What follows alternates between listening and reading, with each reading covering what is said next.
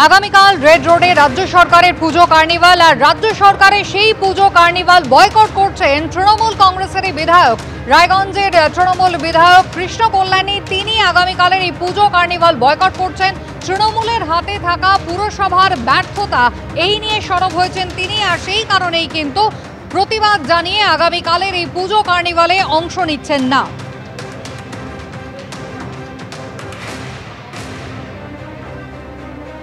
পুরো প্রশাসনের চরম অবহেলায় থমকে গিয়েছে শহরের উন্নয়ন।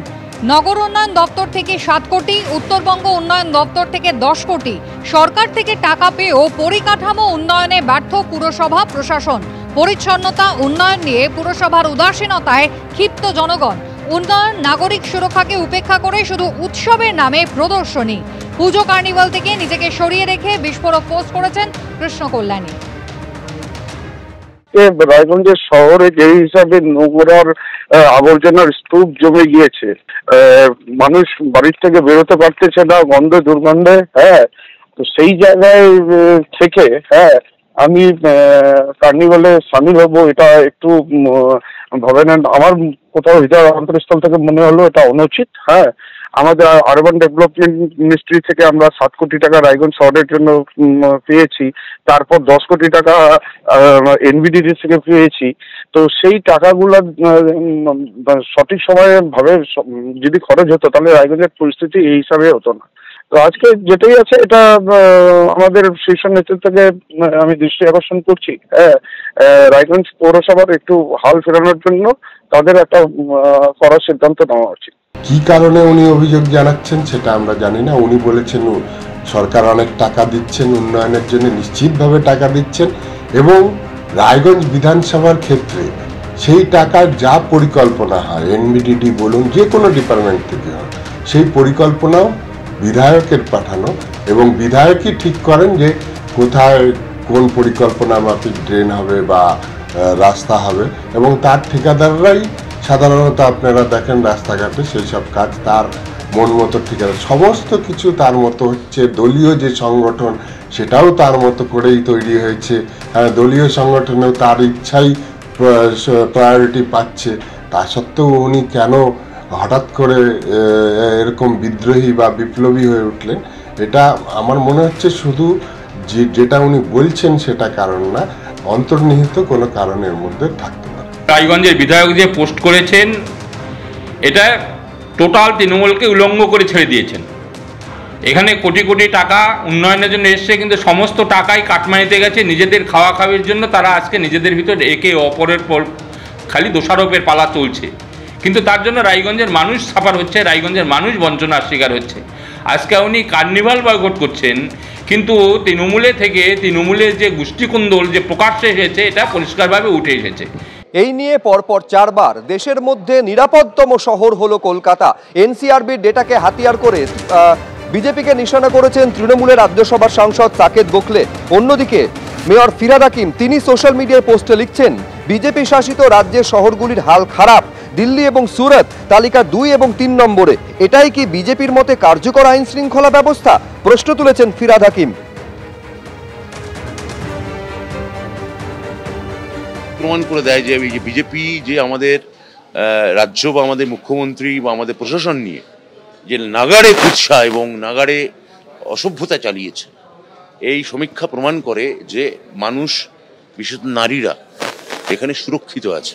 কেন্দ্রীয় সরকারের যে সমীক্ষাটি বলছে কলকাতা অন্যতম মানে সর্বোচ্চ সুরক্ষিত শহর, কারণ কলকাতা ল অ্যান্ড অর্ডার আছে। এখানে মানুষ দেখুন প্রধানত শান্তিপ্রিয়। কোনো রাজনৈতিক লোক ব্যাপারটাকে ঘুরিয়ে দেওয়ার চেষ্টা করে, কিন্তু মুখ্যমন্ত্রী সবসময় মানুষকে এখানে নিরাপত্তা দেন, এবং মুখ্যমন্ত্রী কোনো একটা মানুষের ক্ষতিকে ব্যক্তিগত দায় হিসেবে নেন। তো এই সমীক্ষা প্রমাণ করছে কলকাতা বরাবরই নিরাপদ ছিল মুখ্যমন্ত্রী মমতা বন্দ্যোপাধ্যায়ের হাতে, এখনো আছে, আগামী দিনেও থাকবে। একেবারে সরাসরি তৃণমূল কংগ্রেস নিশানা করেছে বিরোধীদের এনসিআরবি ডেটাকে হাতিয়ার করে, যেখানে এই প্রশ্ন তোলা হচ্ছে এই ডেটাকে হাতিয়ার করে যে এই শহরের আইন শৃঙ্খলা ব্যবস্থা কতটা সুদৃঢ় রয়েছে, রাজ্যে শান্তি শৃঙ্খলা বজায় রয়েছে বলেই পরপর 4 বছর রাজ্যের রাজধানী কলকাতা দেশের মধ্যে নিরাপদতম শহর হলো বলে দাবি করা হচ্ছে তৃণমূল কংগ্রেসের তরফে।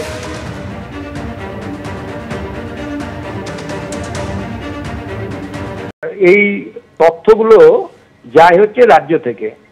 রাজ্যের মুখ্যমন্ত্রী যেখানে প্রকাশ্যে বলে প্রশাসনিক সভাতে যে আপনারা এফআইআর করার আগে ভেবে চিন্তে তদন্ত করে এফআইআর করবেন, অর্থাৎ ইনডাইরেক্টলি পরিষ্কার বলেন যে এফআইআর কম করার জন্য। তো স্বাভাবিকভাবে সেখানে এফআইআর হবে না, ঘটনা ধামাচাপা পড়বে, সেটাই হচ্ছে। আপনার চাক্ষুষ কি দেখতে পাচ্ছেন? কলকাতার বুকে সল্ট লেকে শ্লীলতাহানি হয়, আহমেদাবাদে আমরা দেখতে পাই ডান্ডিয়ার সময় রাত্রি 12টার সময় 1টার সময় মেয়েরা ফাঁকা রাস্তা দিয়ে সোনার গয়না পরে স্কুটি নিয়ে যায়। বাস্তবিকতা অন্য জিনিস বলছে। আরেকবার আপনাদের বলবো, এই নিয়ে পরপর 4 বছর দেশের মধ্যে নিরাপদতম শহর হলো কলকাতা। এনসিআরবি তথ্যকে হাতিয়ার করে সোশ্যাল মিডিয়ায় একের পর এক তৃণমূল নেতা, মন্ত্রী থেকে সাংসদ তারা বিজেপিকে নিশানা করছেন, বিরোধীদের নিশানা করছেন। পাশাপাশি বিজেপি শাসিত রাজ্যগুলির কি হাল এই পরিসংখ্যানও তুলে ধরছেন তারা। ফোনে আমরা যোগাযোগ করতে পেরেছি প্রদেশ কংগ্রেস মুখপাত্র সৌম্যজিৎ রায়ের সঙ্গে। সৌম্যদা, কি বলবেন? যে রাজ্যের যে শহরের আইন শৃঙ্খলা ব্যবস্থা সম্পূর্ণ ভেঙে পড়েছে বলে বিরোধী দল হিসাবে বারে বারে আপনারা অভিযোগ তোলেন, এই রাজ্য সরকারের চলে যাওয়া উচিত বলে আপনারা প্রশ্ন তোলেন, সেই রাজ্যের রাজধানী পরপর 4 বার এনসিআরবি ডেটা বলছে দেশের মধ্যে নিরাপদতম শহর। দেখুন, আমরা পরিষ্কার একটা কথা বলি, কলকাতা বরাবরই নিরাপত্তা ছিল কলকাতার, এমন নয়, এটা ট্র্যাডিশনালি ভালো। কিন্তু একটা ক্লাসে দুটো ছেলের মধ্যে কম্পিটিশন করছে, কম্পিটিশনটা করছে দেখুন, বলছেন আমরা বিহারের থেকে ভালো, আমরা উত্তরপ্রদেশের থেকে ভালো। ভালো হওয়ার কি কোনো লিমিট আছে? পশ্চিমবঙ্গের কলকাতা শহর নিরাপত্তা বরাবরই ছিল, আর আগামী দিনেও থাকবে, এটাই তো আমরা চাই। কিন্তু পশ্চিমবঙ্গের সাম্প্রতিক ঘটনা, একটার পর একটা ঘটনা চোখে আঙ্গুল দিয়ে দেখিয়ে দিচ্ছে যে কলকাতা শহরও নিরাপদ নয়। আমরা তো ভালো হতে চাই, আরো ভালো হতে চাই, আরো মহিলারা নিরাপত্তা পাক। রাজ্যের কঙ্কালসার চেহারা, এনসিআরবি রিপোর্ট কতদিন কোন সময় পর্যন্ত আছে? এই রাজ্যে বহু এমন কেস আছে যে এনসিআরবিতে রিপোর্ট হয় না, থানাগুলো রিপোর্ট দেয় না সঠিক সময়, থানাগুলো থেকে সঠিক সময় রিপোর্ট যায় না। আমরা বারবার বলছি, আমরা বিরোধীরা বলছি, আমরা খুশি নয়, কলকাতা থাকুক, সেফ থাকুক, আরো সেফ হোক, আগামী দিনে আরো সেফ হোক, আমরা চাই। কিন্তু সেটা নিয়ে তৃণমূল বাদ্য বাজাতে শুরু করেছে, ঢাক বাজাতে শুরু করেছে, তার মানে কলকাতা দারুণ ভালো হয়ে গেল কম্পারেটিভ টু আদার্স। এটা ভাববার কোনো কারণ নেই।